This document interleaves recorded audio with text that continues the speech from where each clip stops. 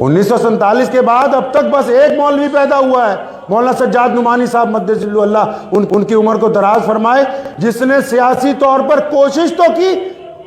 ہمارے اکابرین جو ہے شیخ الاسلام سیدنا حسین احمد مدنی صاحب رحمۃ اللہ علیہ، رئیس الارار مولانا حبیب الرحمان لدھیانوی رحمۃ اللہ علیہ، امیر الہند مولانا ابوالکلام آزاد رحمۃ اللہ علیہ، حضرت مولانا حفظ الرحمان سہواروی رحمۃ اللہ علیہ، مفتی اعظم ہند مفتی کفایت اللہ دہلوی رحمۃ اللہ علیہ، امیر شریعت سید عطا اللہ شاہ بخاری، یہ سب کے سب مولوی بھی تھے، سیاستدان بھی تھے۔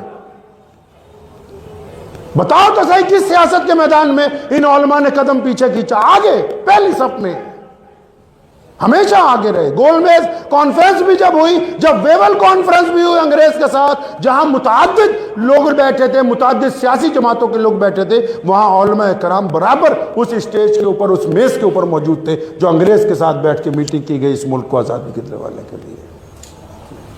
اب ہم کہیں کہ جی ہمارا تو کوئی تعلق ہی نہیں ہے۔ جو بندہ یہ کہہ دے کہ جی میرا تو دین سے ہی تعلق ہے، سیاست سے کچھ نہیں، وہ محمد رسول اللہ صلی اللہ علیہ وسلم کی سنت کے مطابق چلنے والا نہیں ہے۔ نبی علیہ السلام جو راستہ عطا فرماتے ہیں وہ پیار اور محبت کا، اتفاق اور سلامتی کا۔ اسلام نام ہی سلامتی کا ہے، اور سلامتی میں تو بس وہی بندہ ہوگا نا جس کا ہر ایک چیز میں ایک مرتبہ ہوگا۔ جو مرتبہ ہی نہیں ہے تو پھر سلامتی کہاں سے ہے؟ مرتبہ ہونا نہایت ضروری ہے نا۔ تو آپ میں جو لوگ جو مسلمانوں میں صرف بیٹھے کوس ہی رہے ہیں، ان سے میں اطمینان سے یہ کہنا چاہتا ہوں کہ بھائی خود بھی کچھ 2 قدم آگے بڑھ لیجئے، آپ بھی 2 قدم آگے بڑھیے۔ ایک پیر برادری واد کی پونچھ پہ رکھیے، ایک پیر نفرت پہ رکھیے، اور پھر محبت کا اعلان کیجئے، صرف اپنوں ساتھ نہیں، غیروں کے ساتھ بھی۔ بات صلاحیت لوگوں کو تسلیم کیجئے، اپنے اندر مادہ لائیے نماز کی طرح، کہ جس طرح ہم نماز میں اپنے امام کی اقتداء کرتے ہیں، گھر میں ہم اپنے باپ کی اقتداء کریں گے، محلے میں اپنے صدر کی اقتداء کریں گے، حلقے میں اپنے امیر کی اقتداء کریں گے۔ صلاحیت پیدا کیجئے۔ یہ جو مزاج ہے آپ کا نکتہ چینی کا، یہ اسلامی شریعت کے مطابق نہیں ہے۔ حوصلہ افزا نکتہ چینی جو ہوتی ہے وہ ان لوگوں کا کام ہے جو دوسرے کو سیدھے راستے کے اوپر لا سکتے ہیں، لیکن پھر چھوٹی چھوٹی باتوں پر اختلافات پیدا کرنا، چھوٹی چھوٹی باتوں پر مخالفت پیدا کرنا، سیاسی طور پر کسی کو اپنا قائد نہ بنانا، سیاسی طور پر کسی اور کو آگے لے جانے کی کوشش ہی نہ کرنا، اس میں حکومت کا تو کوئی قصور نہیں ہے۔ ملک کی پارلیمنٹ نے دروازے کھلے رکھے ہیں آپ کے لیے کہ آؤ بھائی، جیت کے آؤ، ہمارے ساتھ بیٹھ کے بات کرو۔ آپ کہتے ہیں ہم پارلیمنٹ میں تو جائیں گے نہیں، ہم تو باہر بات کریں گے۔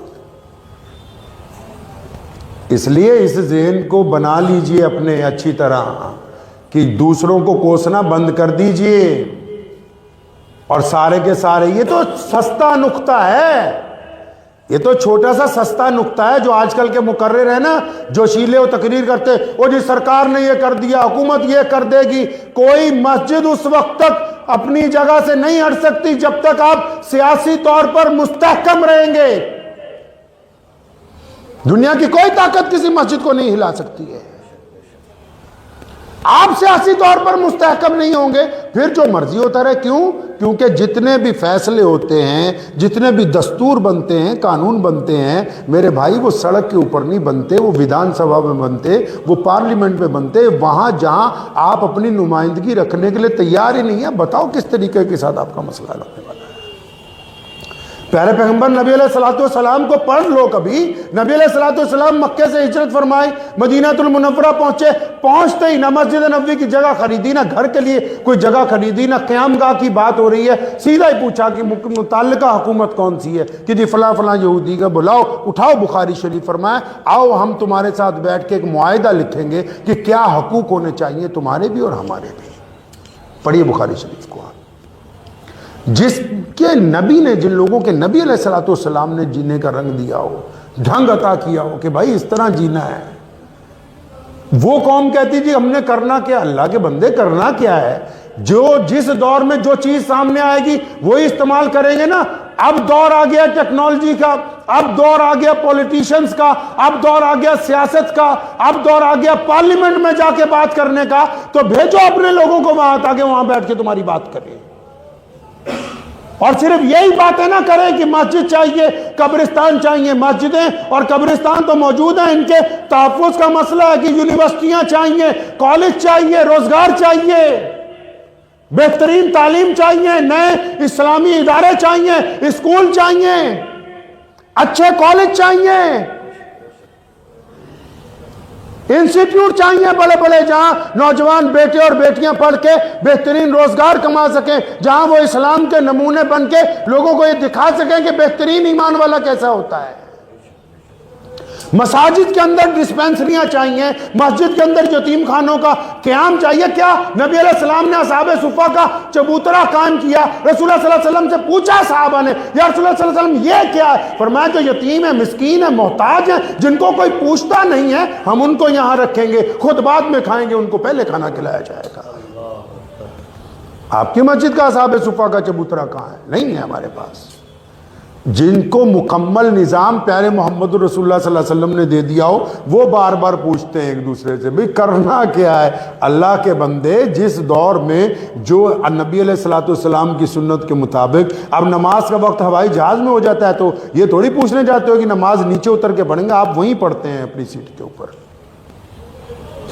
اب وقت ہے سیاست کے میدان میں آگے آنے کا، اب وقت ہے سیاسی طور پر شعور بیدار کرنے کا، اب وقت ہے سیاسی قائدین کو اپنا ہمنوا بنانے کا۔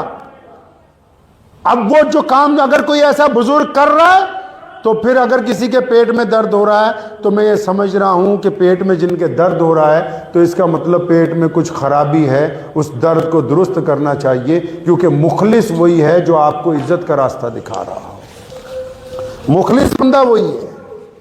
ہمارے جتنے اکابرین گزرے ہیں، مولانا حفظ الرحمان سہواروی رحمۃ اللہ علیہ بہت بڑے بزرگ گزرے ہیں، بجنور کے ساتھ ان کا تعلق تھا، جتنی بار بھی گفتگو کی ہے ٹھوک بجا کے پارلیمنٹ میں کی ہے، اور راجیہ سبھا سے نہیں گئے، جب بھی پارلیمنٹ میں پہنچے ہیں جیت کر پہنچے ہیں، ڈنکے کی چوٹ کے اوپر پہنچے ہیں۔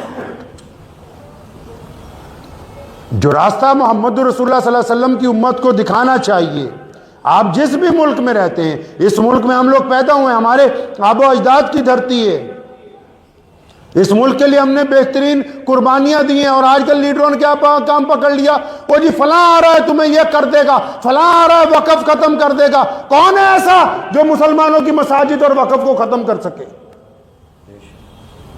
مسلمانوں کو ڈرا کے کچھ سیاست کرنے کی کوشش نہ کرو، ان کو یہ بتاؤ کہ بہترین زندگی اس ملک کے ہندوؤں، سکھوں، عیسائیوں، دلتوں کے ساتھ مل کے بہترین زندگی کیسے گزاریں گے، ملک کی خدمت کیسے کر سکیں گے، یہ بتاؤ ان کو راستہ۔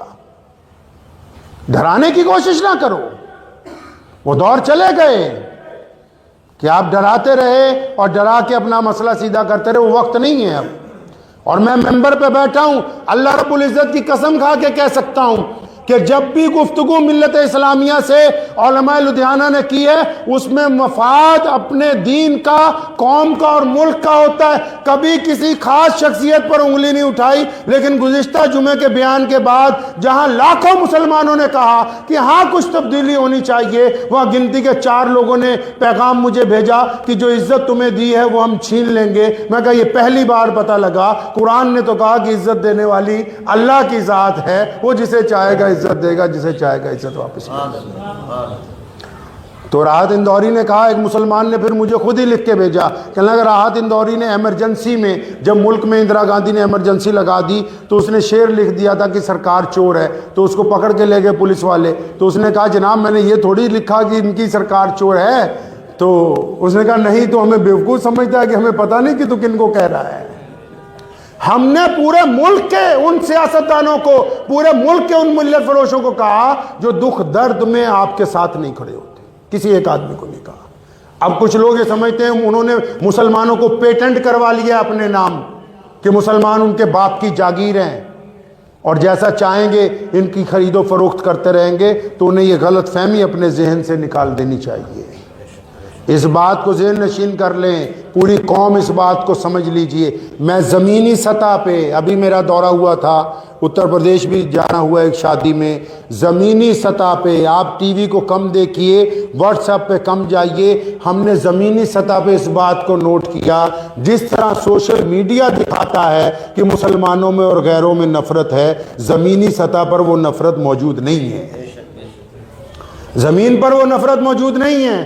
100 میں سے 2-4 ہوں گے، لیکن اکثریت آپ بازار میں جائیں، مسلمان بھائی، ہندو بھائی، سکھ بھائی، عیسائی بھائی، دلت بھائی، وہ ایک ہی دکان پر خرید رہے ہیں، ایک ہی دکان پر سامان بیچ رہے ہیں، ایک ہی جگہ کاروبار کر رہے ہیں۔ یہ سیاستدان کہہ رہے ہیں اپنی اپنی قوم کو، کوئی ہمیں ڈرا کے چاہتا ہے ہمارا لیڈر بن جائے، کوئی انہیں ڈرا کے چاہتا ہے ان کا لیڈر بن جائے۔ تو ذہن نشین کر لیجئے اس بات کو کہ زمینی سطح پہ آپ نے کیا کرنا ہے نبی علیہ الصلوۃ والسلام کی سنت کے مطابق۔ پیارے نبی علیہ الصلوۃ والسلام کی جو سنت ہے، جس طرح نماز کی ادائیگی اسلام نے سکھائی، جس طرح للہیت اسلام نے سکھائی، جو دیانتداری ایمانداری اسلام نے سکھائی ہے، زمینی سطح پہ مسلمانوں وہ کام کیجئے، خدا کے واسطے نکتہ چینی ایک دوسرے پہ کرنے چھوڑ دیں۔